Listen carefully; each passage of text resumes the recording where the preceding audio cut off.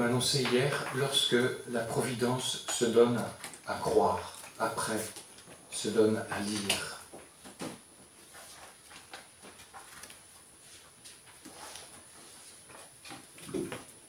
Ce que je voudrais montrer dans cet entretien, c'est que la providence se trouve à la jointure de tous les grands mystères de la foi chrétienne. La création, bien évidemment, la rédemption et l'eschatologie, pour parler plus simple, l'au-delà.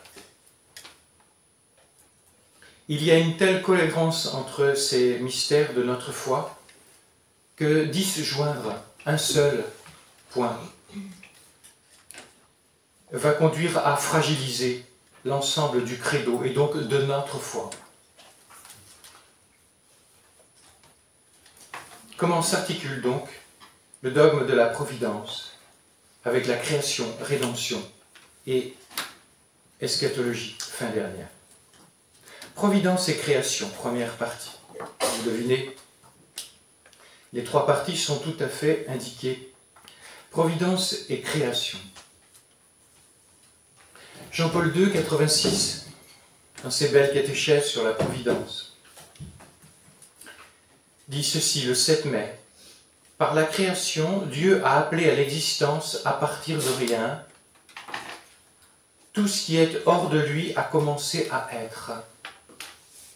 Mais l'acte de création ne s'arrête pas là. Nous pouvons dire que la providence divine s'exprime avant tout dans cette conservation de l'être. Pour dire les choses autrement, la providence, c'est la création continuée. Est-ce que ça va? En ce sens, ajoute-t-il, la providence est comme une constante et incessante confirmation de l'œuvre de création, dans toute sa richesse et sa variété. Ce que je voudrais montrer dans ce premier point, cette première partie, c'est à quel point la providence précède la création, elle la pénètre et elle la parachève. Premièrement, la providence précède la création. Toujours dans ses catéchèses de 86, Jean-Paul II précisait: le mystère de la divine providence est inscrit profondément dans toute l'œuvre de la création, comme expression de la sagesse éternelle de Dieu. Le plan de la providence précède l'œuvre de la création. Précède. Alors, une petite précision. Dieu n'a pas de montre Seiko à quartz. Enfin, celle-ci, c'est une Décathlon à pas cher. Bon, il n'a pas de montre. Il ne connaît pas de temps. Il vit dans l'instant éternel. Donc c'est de notre point de vue humain, marqué par le temps, que nous disons que le plan providentiel précède la création. Parce qu'en Dieu, il n'y a pas de succession. Est-ce que ça va? Il n'y a pas un avant la création en Dieu et un après. Le temps, ça c'est très important aussi, mais je n'ai pas le temps de développer. Le temps a été créé avec la création. Parce que Dieu, il vit dans l'instant éternel. Donc c'est de notre point de vue que nous disons que ça précède. Mais il n'y a pas un moment, Jésus a dit, bon, on fait une réunion, les trois, on prend une décision à 15 heures, enfin bon, voyez, hein. La création la providence pénètre la création. C'est-à-dire que non seulement elle la précède avant, c'est-à-dire que le plan providentiel a été pensé en Dieu, et ensuite il y a eu le déploiement dans la création. Et maintenant, comment la providence est dans la création. Et puis après, nous verrons comment elle la parachève.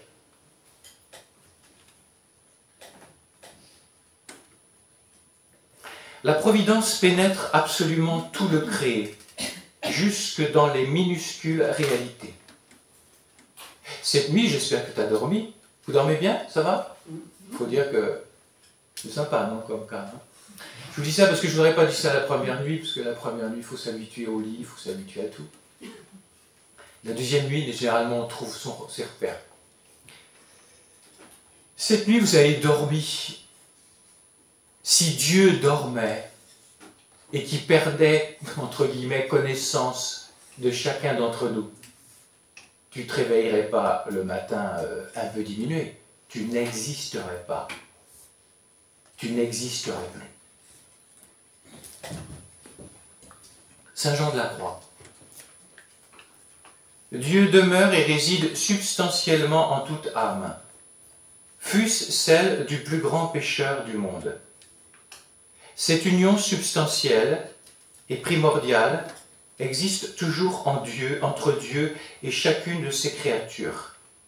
C'est par elle qu'il leur conserve l'être, et si cette union venait à manquer, les créatures rentreraient aussitôt dans le néant. Tu ne serais pas fatigué. Je t'ai dit, tu ne serais pas diminué. Tu n'existerais plus. Je vous invite tout à l'heure à l'adoration à mesurer ce point, parce que c'est extrêmement important. Parce que vous comprenez, ça favorise une gratitude. Il y a un philosophe complètement athée qui dit cette belle parole. Quand je m'éveille, je m'émerveille. Voilà. Je pourrais ne pas exister. Et comprenons bien, la création, ce n'est pas un truc en laboratoire dans des éprouvettes. Ça, c'est pour l'imagination de notre temps, où on veut prendre la place de Dieu, mais ça ne va pas durer longtemps. Vous savez, ça s'en va dans le mur. Et il le faut. La création, ce n'est pas un truc froid dans un laboratoire du bon Dieu avec des éprouvettes. Écoutez, regardez, je vais essayer de vous dire en mots simples ce que c'est la création. Je vais utiliser le mot Isabelle, par exemple.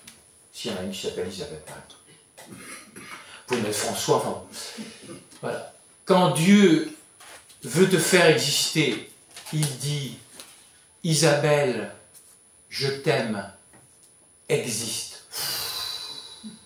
Et la personne existe. Et vous allez me dire, mais alors il a fait ça une fois? Non, il le fait à chaque seconde. Vous comprenez le drame de ceux qui vivent sans Dieu? On s'en accommode à l'intérieur de l'Église. Parce qu'on a perdu la conscience de notre foi. On est devenu, comme disait Benoît XVI, fatigué de notre foi. Alors que les autres religions, elles y croient.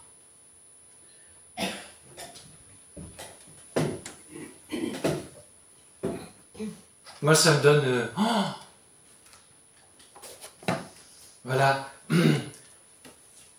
L'instant qui passe, mes sœurs, mes frères, l'instant qui passe, c'est un instant de plus d'existence, un instant de plus pour aimer. La prochaine fois que vous allez vous souhaiter vos anniversaires, en famille, en couple, avec vos enfants, vos parents, un joyeux anniversaire, nos vœux les plus sincères, voilà. Un an de plus, il t'est donné un an de plus pour aimer, et puis pour te laisser aimer. Parce que le premier mot de la vie chrétienne, c'est pas aimer. Le premier mot de la vie chrétienne, étant donné que Dieu est premier, c'est se laisser aimer. Et ensuite, essayer d'aimer. Mettons bien les choses à l'endroit. La grâce est toujours première.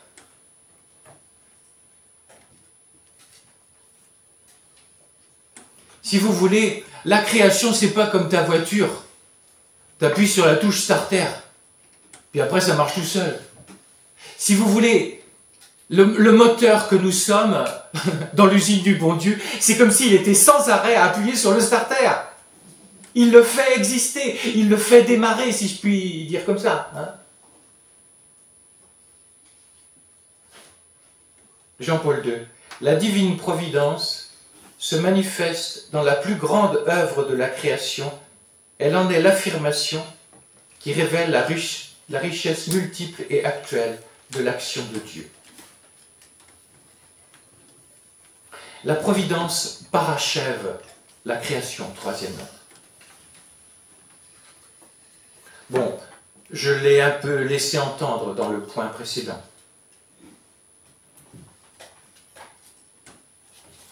Si Dieu ne cessait pas de nous créer, il nous abandonnerait à nous-mêmes, c'est impossible. On ne peut pas être abandonné à soi-même, puisqu'on vient de Dieu à chaque instant. Et vous comprenez pourquoi la spiritualité d'abandon à Dieu est fondamentale? Ce n'est pas une histoire réservée pour des gens pieux. Si vous voulez, la vie chrétienne, c'est un mariage. Le partenaire particulier qu'est Dieu m'a dit « je t'aime ». Il ne te force jamais à la réponse en retour. Jamais. Il l'a mendie, ta réponse d'amour. Mais ta réponse d'amour, quand tu lui la donnes, ça le bouleverse.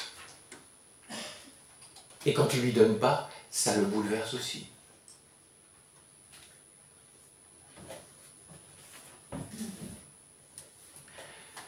Un dominicain, Marie-Joseph Nicolas, a écrit un petit bouquin sur la croire en la providence. Il dit ceci.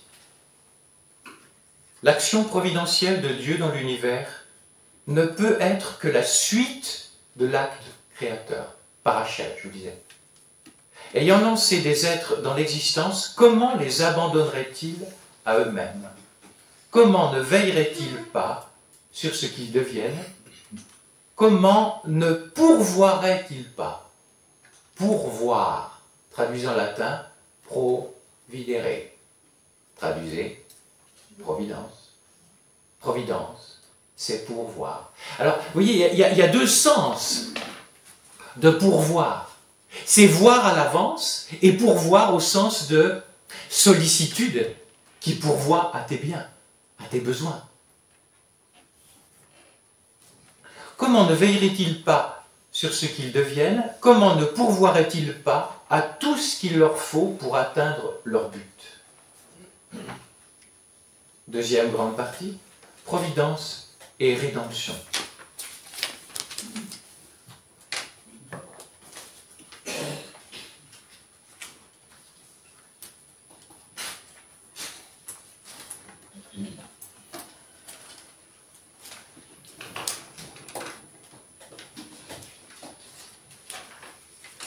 Une parole de l'Écriture pour fonder ce développement. Éphésiens, la grande hymne des Éphésiens 1, 3, 5. Béni soit le Dieu et Père de notre Seigneur Jésus-Christ. Il nous a élus en lui dès avant la fondation du monde, pour être saints et immaculés en sa présence, dans l'amour, déterminant d'avance que nous serions pour lui des fils adoptifs par Jésus le Christ.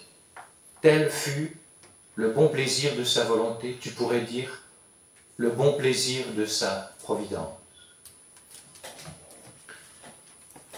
Le plan providentiel, c'est que tu sois créé fils, fille, dans le Fils.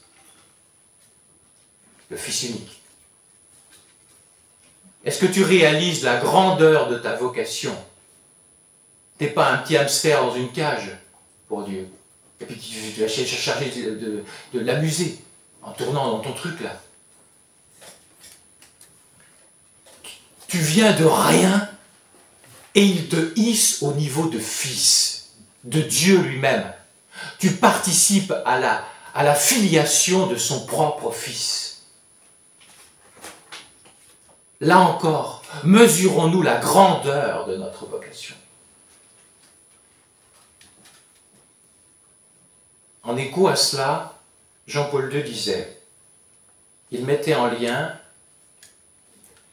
providence et rédemption.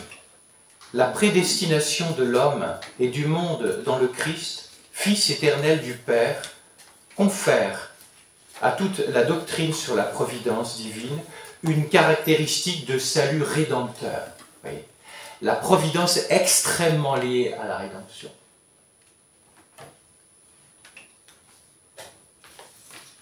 Première note de cette partie sur providence et rédemption. La rédemption est au cœur du plan providentiel du salut du monde. Lisons le premier sermon. Oh, vous n'auriez pas voulu être là. Vous aviez des apôtres qui étaient complètement timorés par peur des Juifs. Il y a eu, paraît-il, un coup de vent, très exactement une descente du Saint-Esprit à la Pentecôte. Et ces êtres timorés sont sortis, mais dans le feu de l'Esprit. Ils ont prêché comme des fous, parce que l'Esprit Saint n'est pas raisonnable. Et ça a été des conversions par centaines, milliers. Vous comprenez pourquoi il faut travailler à partir de l'esprit? Si tu fais de l'évangélisation à partir de l'humain, tu auras de l'humain. L'humain, ça se casse la figure.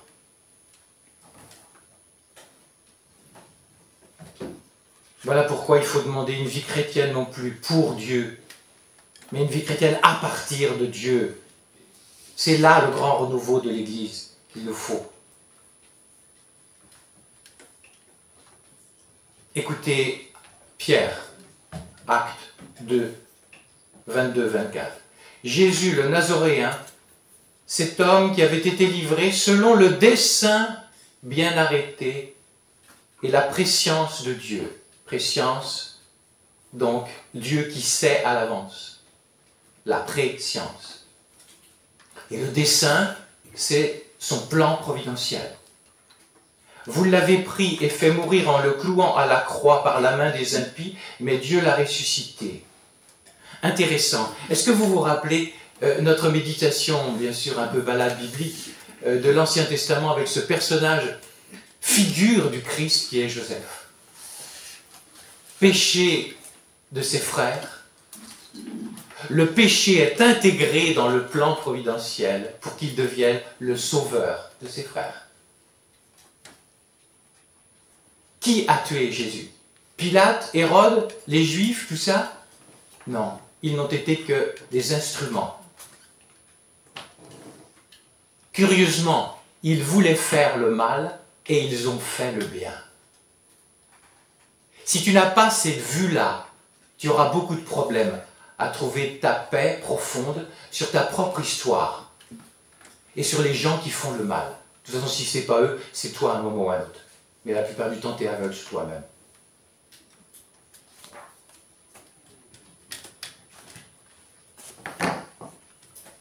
Et donc, mes amis, j'y viens.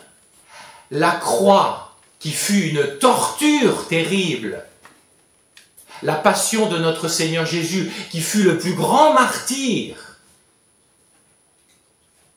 est prévue de toute éternité par Dieu. Pour la vie. Vous m'entendez? Pour la vie.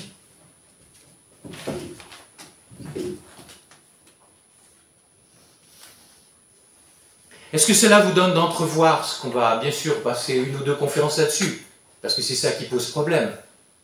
C'est comment articuler ma souffrance, la souffrance du monde, avec la providence, qui est bonté même. Mais vous voyez, tout a sa source dans notre Maître, dans la vie de notre Maître. Il est totalement innocent, toi tu ne l'es pas, et moi aussi d'ailleurs. Il est totalement innocent, il prend sur lui le péché du monde, alors qu'il est sans péché. Est-ce qu'il est maso? Non. Est-ce que le Père est sado? Non. Ils aiment, mais infiniment. Pour penser le mystère de la rédemption, ce n'est pas de diplôme de théologie dont nous manquons, c'est d'amour. Et l'amour est déraisonnable. Nous manquons d'amour déraisonnable. Et ça va t'aider à comprendre quoi? Toutes les croix sur lesquelles tu n'as pas dit non, tu n'as pas dit oui, pardon. Tu comprends ce que ça fait? Tu te prives de la vie, puisque le Fils n'a été que oui. Même dans sa passion, oui, je le veux. Parce que je veux la vie pour ceux que j'aime. Si vous ne comprenez pas ça, les mamans qui sont ici, comment avez-vous fait pour vos maternités? Je crois savoir qu'il y avait des péridurales, peut-être ça marche, mais les contractions sont là, non? Est-ce que vous êtes des masos? Mais non, vous vouliez enfanter ces enfants que vous aimiez. Et vous ne pouvez pas comprendre le projet de Dieu. Les femmes les mamans sont beaucoup plus aptes à comprendre. Mais si elles ne le comprennent pas, mais c'est plus dramatique que pour les hommes. Et dites-vous bien les religieuses, vous n'avez pas connu les contractions, mais vous connaissez les contractions mystiques, des enfantements de l'âme. Vous êtes autant mère, et parfois même vous pouvez être plus mère que les mères qui ont généré des enfants. Parce que ça peut être purement mécanique, sans amour. Et parfois on rencontre des gens qui n'ont... C'est pour ça qu'il y a le célibat et la chasteté, pour montrer que, je suis désolé, c'est pas de mettre des enfants au monde, c'est de les mettre dans l'amour au monde.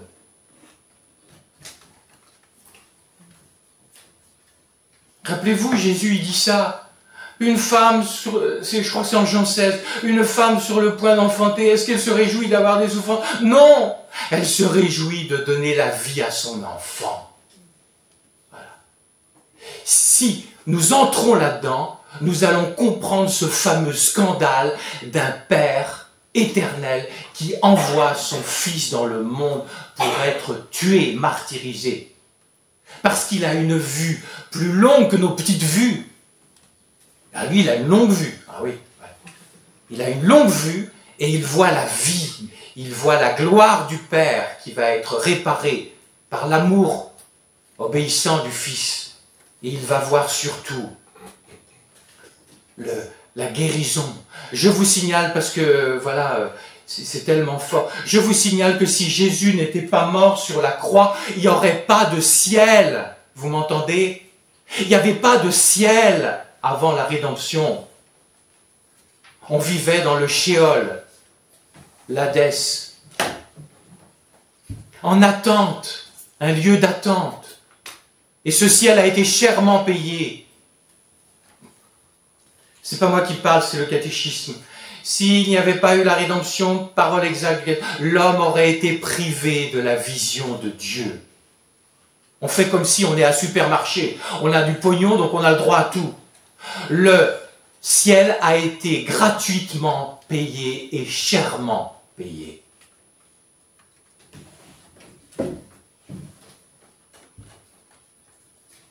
Alors, quelques mots sur la rédemption et pour, comment dire, que nous arrêtions nos faux scénarios, nos fausses images d'un père sadique qui laisse le fils aller au charbon pendant qu'il reste dans son ciel en train de se tourner les pouces, ou d'un fils un peu gnangnan, qui ne sait pas trop ce qu'il fait, qui est un peu masochiste, il aime trouver plaisir dans la souffrance. Tous ces trucs qui sont véhiculés dans nos inconscients, ce qui fait qu'après on a de la peine à comprendre un Dieu bon avec la souffrance. Première note. Ce n'est pas du sang dont le Père a soif, mais de l'amour sans réserve de son Fils bien-aimé, afin de réparer l'offense faite au Père par le péché des hommes depuis Adam et Ève. Saint Bernard. Le Père n'a pas requis le sang de son Fils, mais il l'acceptait quand il l'offrait. Il n'était pas avide de sang, mais de notre salut, parce que le salut était aussi dans le sang du Christ. Voilà pour le côté sadique du Père. Donc il n'y a pas de moindre trace de sadisme dans le cœur du Père. Il n'y a pas non plus de trace de dolorisme, de masochisme dans le cœur du Fils. La cause qui a conduit, dit saint Thomas d'Aquin, la cause qui a conduit le Christ à verser son sang, ce fut l'Esprit Saint. Car c'est sous son inspiration et avec son impulsion qu'il l'a fait par amour pour Dieu et pour son prochain.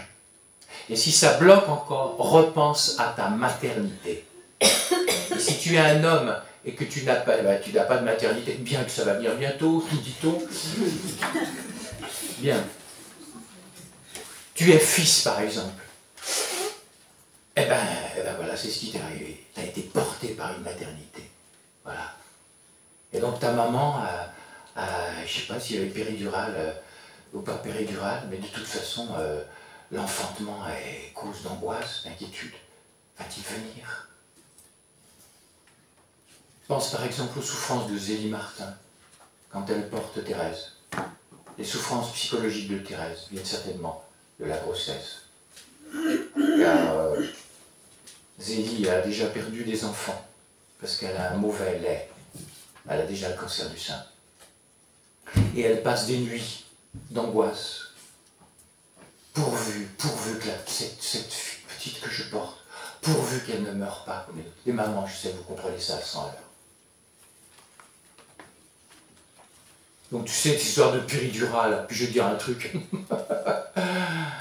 La seconde naissance des enfants, ça s'appelle l'adolescence. Et là, il n'y a pas de péridurale. Qui te crache dans la soupe. Et qui viennent te dire des trucs immondices. Donc vous savez, les histoires de péridurale, on n'est pas maman au moment d'enfanter. Et souvent à l'adolescence, c'est souvent les mamans, parce que le papa, d'abord, souvent les hommes sont un peu coincés avec leurs sentiments, donc c'est à toi, la bonne femme, d'occuper des gosses, moi j'ai eu le boulot. Il y a un peu de ça, parfois on trouve des papas qui sont formidables, mais d'un autre côté, il y a une grâce de la maman, il y a une grâce de la maman. Et donc là, je suis désolé, il n'y aura pas de péridurale. Alors, si Dieu a voulu au sens de permettre, car je le redis, il ne veut jamais le mal directement. Si Dieu a voulu au sens de permettre la mort de son Fils, ce n'est pas pour le tuer, je vais utiliser une expression un peu violente, il a voulu tuer ce qui nous tue. Il a voulu tuer la mort. C'est devenu un chant, vous allez chanter avec moi. Ça ne vous rappelle rien? Je suis venu pour la vie. Montrez-moi, vous savez chanter. Pour la vie. Je suis venu pour la vie éternelle.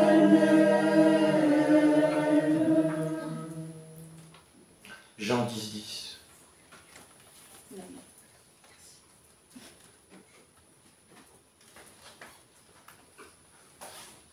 Si cela pouvait te guérir, simplement ces petites considérations.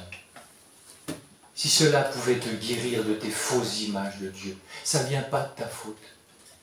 Ça vient du péché originel. Les enfants qu'on dit adorables, innocents, non, ils ne le sont pas. Tout enfant naît marqué par le péché originel. La deuxième chose, il y a tous tes péchés que tu as commis durant ta vie. Il faudrait ajouter à cela toutes les blessures de la vie. Un enfant qui a été blessé par son père peut après avoir une grande difficulté à s'ouvrir au Père éternel.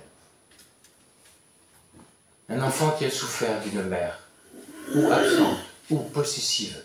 Attention, il n'y a pas que les hommes qui sont tordus. Ça suffit le féminisme. Comme si les femmes, vous étiez immaculées. Je pense que vous ne le rêvez pas, non? Et quand je dis ça, c'est pas pour faire provocateur.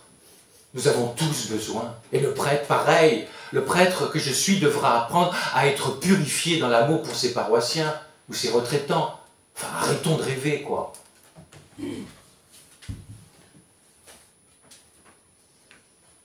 Si cela pouvait guérir des fausses images de Dieu que notre cœur véhicule. Parce que tu comprends, les fausses images, c'est pas neutre. Comment veux-tu te livrer à un Dieu alors que dans ton inconscient, t'en as peur? Alors que dans ton inconscient, oui d'accord, faut que je m'approche, mais pas trop près. On ne sait jamais. Ce qui est extraordinaire, et je vous avoue que c'est la grande grâce d'être prédicateur de retraite, parce que oui, bien prédicateur de retraite, ça ne veut rien dire ce titre. Puisqu'il se passe autant de choses dans l'accueil spirituel que dans les prédications ou la messe ou l'adoration. Mais par exemple de voir des gens, parce que il n'y a pas une retraite sans que je ne vois pas des trucs comme ça. Donc vous comprenez, moi je suis le plus heureux des prêtres. Vous m'entendez? Je ne dis pas ça pour vendre mon produit. Hein. Quand vous voyez des gens qui sont nés écrabouillés, qui ont vécu des choses terribles. Il y a quelque temps, j'ai prêché, tenez-vous, un week-end, qu'à des personnes, c'était une association catholique, qu'à des personnes qui ont été abusées dans leur enfance. D'ailleurs, j'en ai vu aucun qui a été abusé dans un presbytère, mais tous par un père ou un beau-père. Ça, on oublie de le dire. Comme si tous les prêtres étaient des pédophiles. C'est ça qui est dans le monde actuellement. Et attention, hein, un seul pédophile prêtre, c'est une catastrophe. Et donc, voilà, je prêche ce week-end et... donc j'ai passé tout le week-end à accueillir des souffrances terribles. Des saccages. Voilà. Et même en 2 jours, la grâce de Dieu. Et tenez-vous, vous croyez que je suis délire? Il y avait un prêtre psychologue qui était là. Donc il a, avec sa grille de lecture, voilà, c'est Dieu qui fait ces choses. Donc vous avez des gens qui vont être bousillés, comme disent les gens. Mon père m'a bousillé ma vie. Oui, mais c'est parce que tu attends trop de ton père. Comme s'il était Dieu. C'est ça l'enfant. Il faut tous que nous fassions une passation de paternité et de maternité. C'est-à-dire de vivre sous le regard de notre vrai Père, je vais expliquer, du ciel, et de notre vraie mère qui est la Sainte Vierge. Et à partir de cette vraie paternité, tu vas pouvoir pardonner si papa n'a pas été comme ton cœur d'enfant attendait. Tu comprends, ce n'est pas une paternité, passation de paternité pour que tu rentres la tête dans le sable et que tu ne vois pas la réalité. C'est pour que tu reviennes dans la réalité.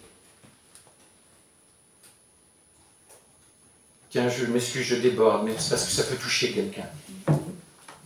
Mercedes a été plus ou moins abandonnée. Vous savez, la dame qui a été l'occasion de ma conversion, 15 ans après avoir été ordonnée. Donc elle a été plus ou moins abandonnée par ses parents, mise dans une institution, une sorte de prison. Je ne sais pas comment. Enfin bon, j'ai toujours pensé qu'elle a été comme préservée. Bien. Elle doit mourir, elle a la tuberculose, et là, elle n'a pas la foi, elle a 15 ans. Je suis passé à côté de la maison tout à l'heure, pardon, lundi. On a été visiter ensemble avant qu'elle meure. Ah oui, c'était la chambre où j'étais, où je devais mourir. C'était là. Et puis il y avait un saint prêtre. Et quand je dis saint prêtre, c'est pas expression qu'on dit, hein. C'est vraiment un saint. Le Père Arson, le Havre. Ils ont fait une neuvaine à Thérèse. Elle a été guérie. Puis elle a découvert Dieu. Et puis à 90 ans, donc moi je la rencontre sur le tard, on s'en va prêcher dans un pays étranger. On rentre dans un monastère.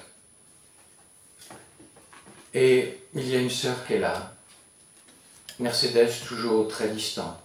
Très distante. Il faut beaucoup de distance dans les paroisses. Les tu-à-toi entre prêtres et les laïcs. C'est très mauvais pour moi. Je n'ai pas été formé au vouvoiement. Je m'aperçois maintenant. Parenthèse, même M. Mélenchon, qui ne me semble pas un pilier d'église, disait dans une interview, il va falloir qu'on revienne au vouvoiement à l'école. Bien. Je rentre, Mercedes est là, et on n'a pas commencé la retraite. Il y a une religieuse, bien plantée, des yeux bleus, 80 ans peut-être, tombe en larmes. Et elle dit, je ne sais pas si je ne suis pas une fille de Bosch. Je ne sais pas qui est mon père. Et elle pleure, pleure, pleure. Et Mercedes, d'une extrême délicatesse, lui dit, ma sœur, moi aussi j'ai été abandonnée par mes parents. Mais depuis que j'ai découvert que Dieu est mon père, voilà. C'est curieux, mon manque de père de la terre m'a ouvert au vrai Père éternel. Et depuis que j'ai découvert que la Sainte Vierge est ma mère, et mes parents, je leur en ai jamais voulu. c'est des êtres humains, limités et pécheurs. Et moi, je dois les aimer comme Dieu les aime. La sœur, petit à petit, ses larmes sont parties. C'est fou. C'est une laïque qui pacifiait une religieuse.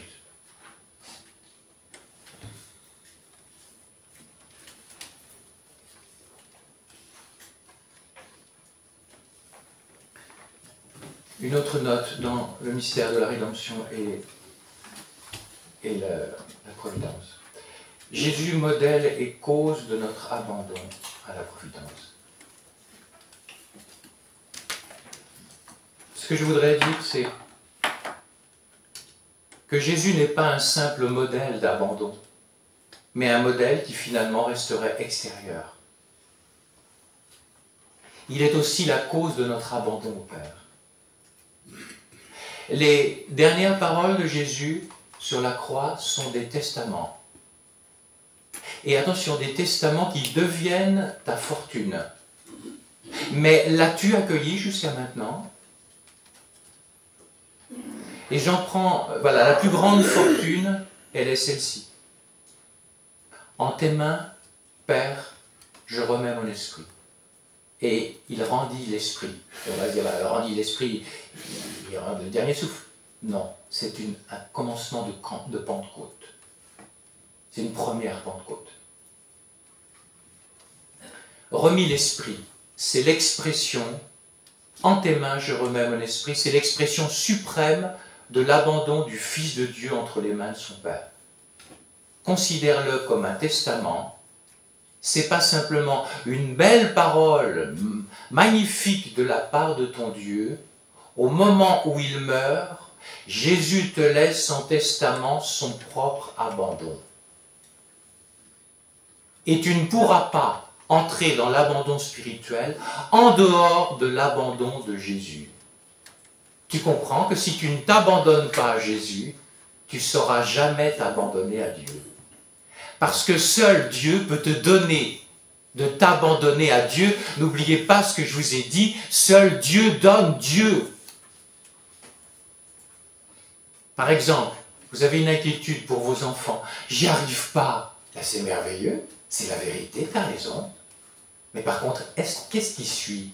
C'est complaisance dont j'y arrive pas? Ou au secours Jésus, j'y arrive pas? Deuxièmement, viens me donner, m'abandonner dans ton propre abandon. Et là, il n'y a pas beaucoup de monde. Malheureusement, ils se privent de l'essentiel. Par Marie-Eugène de l'Enfant Jésus. Qu'est-ce qu'il nous dit? Il faut qu'on apprenne à se brancher sur Jésus. Et puisqu'on parle de l'abandon à la providence, il faut se brancher sur l'abandon du Fils à son Père pour à notre tour être capable de nous abandonner à la providence. Père Marie-Eugène. L'Esprit Saint est l'intendant chargé d'exécuter le dessein éternel de Dieu, de sa providence. Il en a posé les assises en réalisant le mystère de l'incarnation dans le sein de Marie.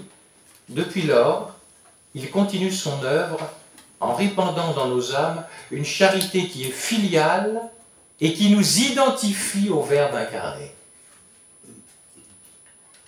Cette grâce nous place dans le Christ pour que nous fassions avec lui le Christ total. Tu feras des pas de géant dans toutes tes difficultés.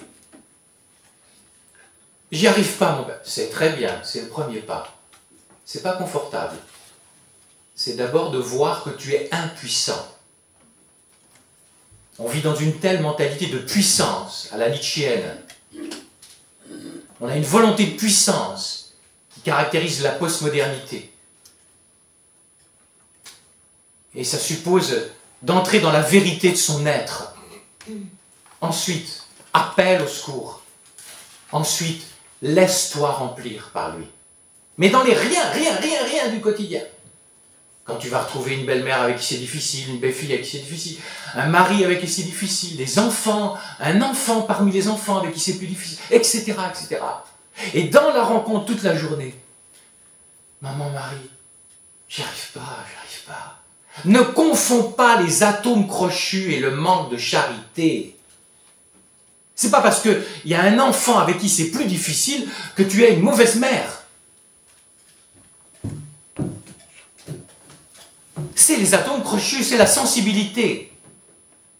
Après, c'est qu'est-ce que je vais faire avec ce manque d'atomes crochus pour tel ou tel enfant vis-à-vis des autres. Parce que d'un enfant, il est plus tendre, il est plus facile, voilà. Tu vas être spontanément porté vers lui. Ne confondez pas, je vous en prie, atomes crochus et charité. Et donc avec l'enfant, c'est plus difficile. Il y a réunion, par exemple, de famille, voilà. Vous allez faire ça. Si vous le faites, vous verrez. J'ajoute la dernière chose. Quand la rencontre familiale est terminée, il ne faut pas s'analyser. Il faut tout balancer dans le cœur de Dieu. Si vous avez été tordu, il vous le montrera. Mais si vous passez votre temps à vous analyser, vous allez passer votre temps à vous culpabiliser. Et vous pensez pendant ce temps-là faire le travail de Dieu, vous paralysez le travail de Dieu.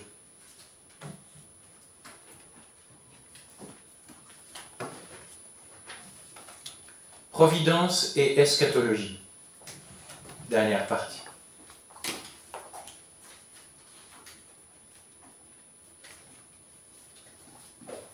Première note. Vous allez la mettre entre parenthèses, puisque l'expression est un petit peu originale. La providence est une machine à faire des saints.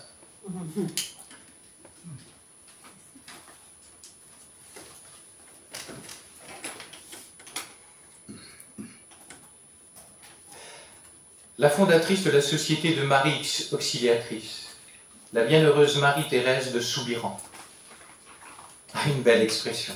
Elle dit « Dieu a fait le monde et il le bouleverse uniquement pour faire des saints. » Rien que ça. Si ça vous choque, je vous signale que si vous voulez aller au ciel, attention, je répète bien, si vous voulez aller au ciel, vous serez forcément des saints. Donc arrêtez de vos histoires de complexes. Ah mon père, de fausse modestie, si vous saviez, je suis une pauvrette. Si tu veux aller au ciel, tu ne peux pas y aller on fera du purgatoire pour être saint. Et le purgatoire, ce n'est pas la punition. Je disais hier Catherine de Gênes, c'est à la fois le lieu des plus grandes souffrances, parce que l'âme découvre si seulement j'avais aimé sur la terre. Et en même temps, c'est le lieu des grandes béatitudes, parce que l'âme sait qu'elle s'en va vers le ciel. Donc arrêtez vos histoires de, je sais pas quoi, d'enfer adouci, de scénarios de purgatoire qui sont un enfer adouci. Je le redis, je ne vais pas vous mentir, vous avez dû remarquer, hein, moi je n'ai pas envie d'annoncer un produit qui plaît à la clientèle. On a autre chose à faire que de se moquer des gens. C'est un lieu d'extrême souffrance, et pas d'un Dieu qui vient se venger, mais toi, tu pleures quand tu relis ta vie, de ne pas te laisser envahir par l'amour. Donc je te dis un truc, commence dès maintenant. Pas à te culpabiliser, à te laisser envahir par l'amour. Et c'est le lieu des extrêmes souffrances, c'est le lieu de l'extrême bonheur. Parce qu'il y a déjà une union à Dieu. Et curieusement, ce qui fait la souffrance du purgatoire fait la joie du purgatoire, c'est-à-dire le feu purificateur de l'esprit.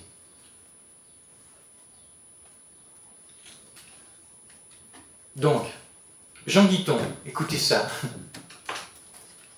Je pense que les saints sont la raison dernière de l'existence des choses. Je me dis parfois que, écoutez ça, le monde est un agiodrome. Vous voyez bien, aérodrome, hein? Agiodrome, agio, saint. Une piste d'envol des saints. J'aime beaucoup. C'est-à-dire, comme le pensait Bergson, ce fut les derniers mots qu'il imprima, une machine à faire des dieux. Vous comprenez que mon titre était provocateur, pas tant que ça.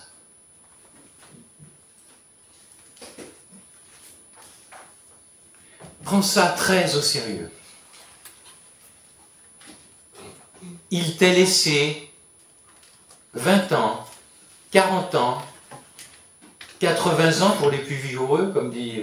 Mais comme on vit maintenant longtemps, on va être obligé de changer la Bible, ça va être pour les 100 ans les plus vigoureux. Bon, voilà, il nous a laissé à chacun une vie pour être un saint, une sainte.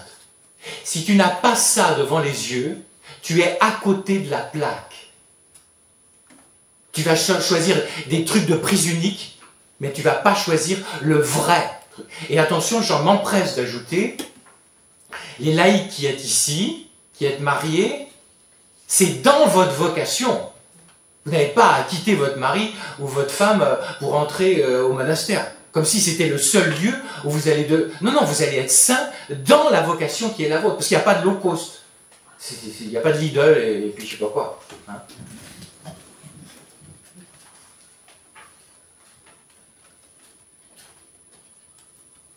Parlons du ciel, comme couronnement du plan providentiel.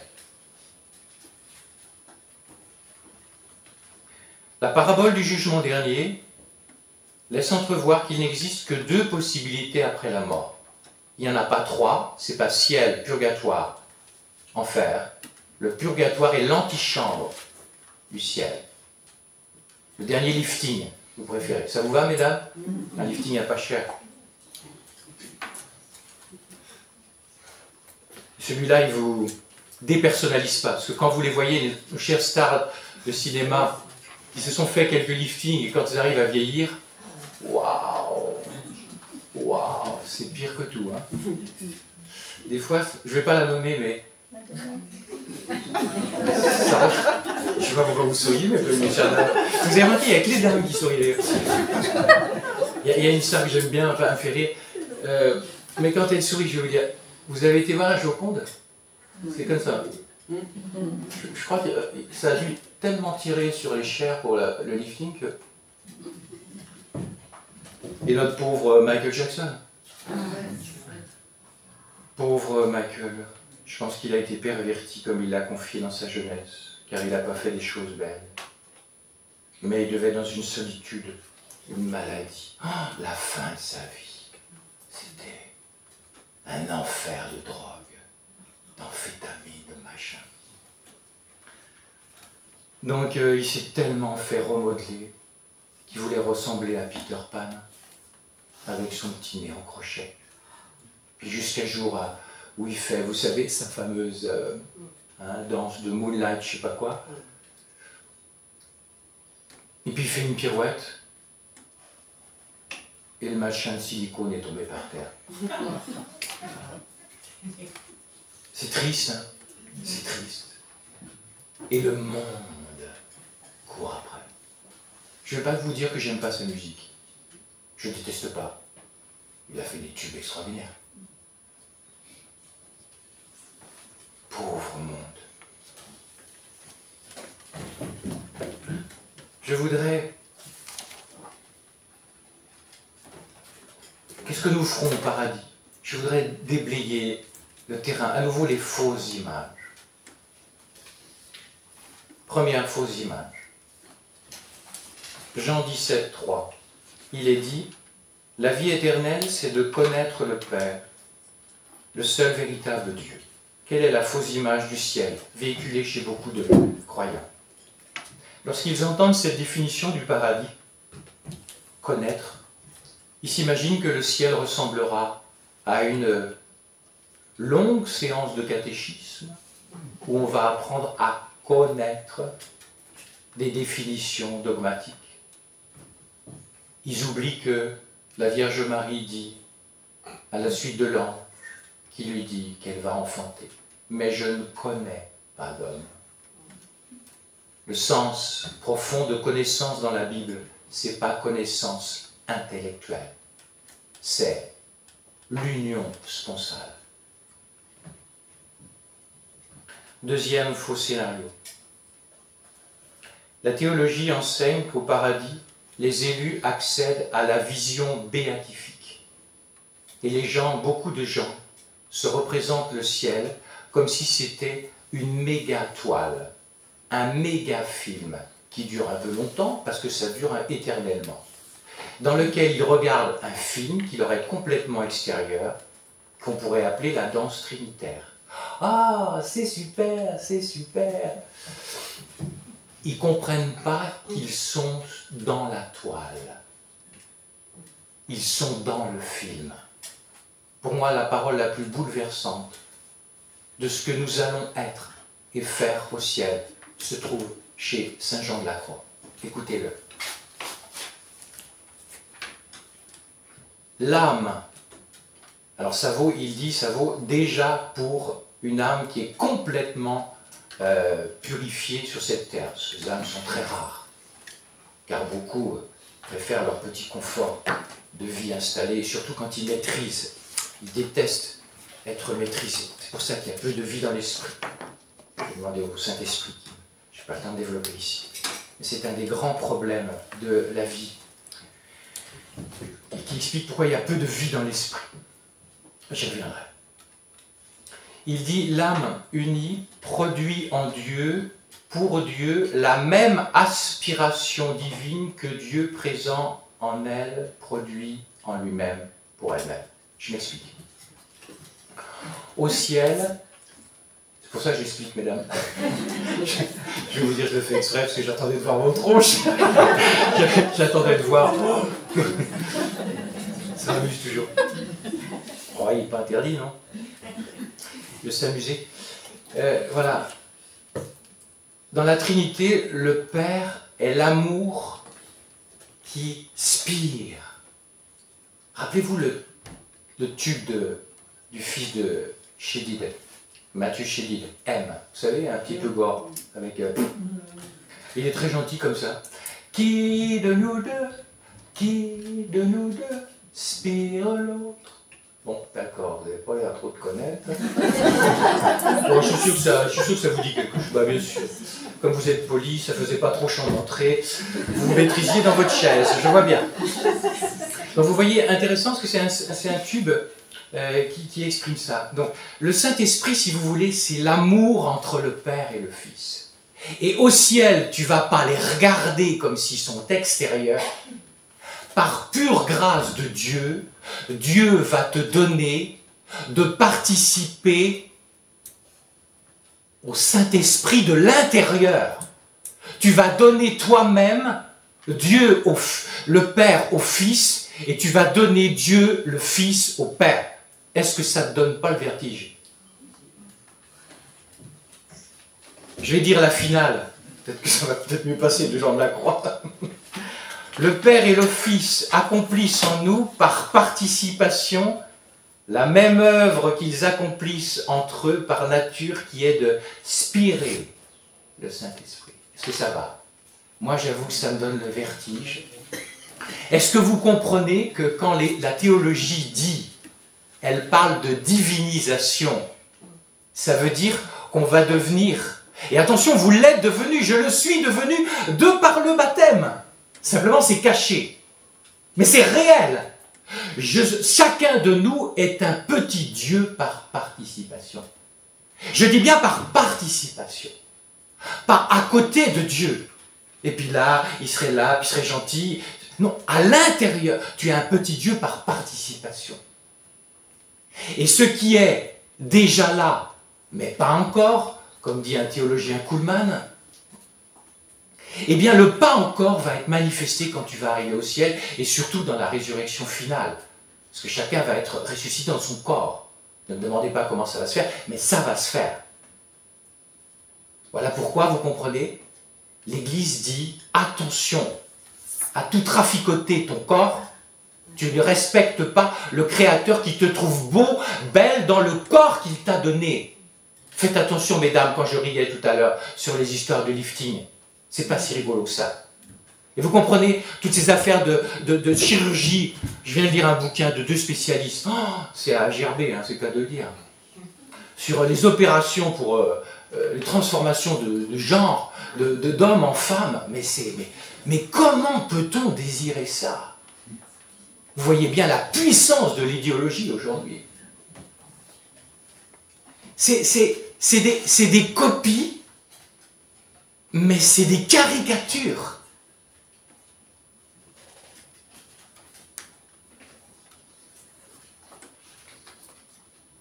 nous donne juste une chose. Tiens, je dis ça, je fais un petit parallèle, parce que le prénom a à voir avec l'être. C'est très biblique ce que je vous dis. Quand Jésus dit « Vous n'avez rien demandé en mon nom », ça veut dire qu'il suffit de prononcer le nom. Non, parce que toi, tu as la vision du nom comme matricule. Pour la Bible, nom, c'est personne. C'est la personne elle-même. Donc, pendant que j'étais jeune, vous allez rigoler, j'étais pas très heureux de mon prénom. Joël. Je me dis, mais c'est bizarre, il n'y a personne qui s'appelle Joël, je suis bizarre. Il n'y a pas beaucoup de monde. J'aurais pas pu m'appeler Kevin, je sais pas moi. C'est parce qu'à une période de la mode, c'était les noms américains. Je vous dis ça parce que j'ai fait des scores pas très catholiques, avec des gens qui n'étaient pas très catholiques. Et donc il a appelé ses deux enfants de noms complètement amerlocs. Enfin bon, donc je reviens à ça. Et puis un jour, j'ai vécu quelque chose de plus fort avec Jésus, j'ai connu davantage l'Écriture, et puis j'ai découvert le petit livre de Joël. Waouh! Et depuis, je suis complètement heureux de m'appeler Joël. Mais complètement heureux. Je transpose. Aujourd'hui, demande la grâce d'aimer ton corps. Vous voyez bien ce que je veux dire? Pas se regarder dans la glace, le narcissisme actuel. Mais parce que ton corps, c'est ton être. C'est pas un jean que tu enfilerais. C'est ton être. Et cet être-là, c'est un don de Dieu.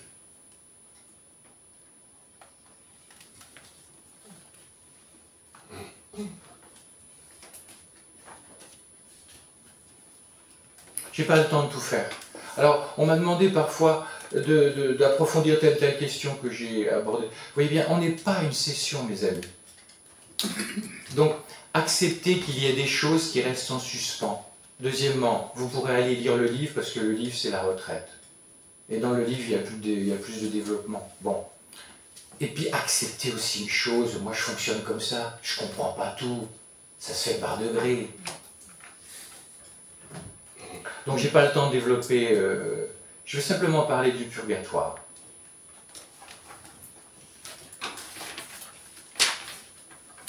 Le purgatoire fait donc partie du plan providentiel de Dieu. J'ai juste cité pour terminer Faustine, pour nous raviver en nous, ou déclencher chez nous, un souci pour les âmes du purgatoire. Pourquoi nous ne l'avons plus? Parce que dans l'Église, on ne croit plus, on n'annonce plus les fins dernières. Et les gens maintenant pensent, comme les curés n'en parlent plus, je vois qu'il y en a plus d'un qui acquiesce, parce qu'ils le voient aussi. Et quand je dis curé, je me mets dedans, je ne juge pas mes frères, voilà, à force de ne pas dire, les non-dits deviennent des dits. C'est-à-dire que le salut serait automatique. Non et non, ce n'est pas la foi catholique. Parce que ça, derrière, c'est un Dieu violeur. J'utilise volontairement ce mot. C'est-à-dire qu'il te mettrait au ciel de force. Ça, c'est un Dieu violeur. Je ne vois pas comment je peux aimer ce Dieu-là. Bien. Faustine. Nous sommes en 1937. La messagère de la Divine Miséricorde, Sainte Faustine, reçoit la visite d'une religieuse décédée qui se trouve en purgatoire. La sœur m'a demandé un jour de jeûne et d'offrir à son intention ce même jour tous mes exercices spirituels. J'ai répondu que je le ferais. J'ai demandé à ma mère supérieure de m'autoriser à jeûner, mais elle n'a pas accepté parce que je suis malade. Quand je suis entré à la chapelle, j'entendis des paroles intérieures. C'est la sœur, défunte, qui lui dit « Si vous aviez jeûné, ma sœur, j'aurais obtenu ce soulagement ce soir seulement. Mais comme vous avez obéi à la supérieure qui vous a demandé de ne pas me jeûner, j'ai obtenu ce soulagement immédiatement. » L'obéissance est d'une grande force. Après ces paroles, j'entendis « Oh, ma sœur, Dieu vous le rende. » Et l'âme défunte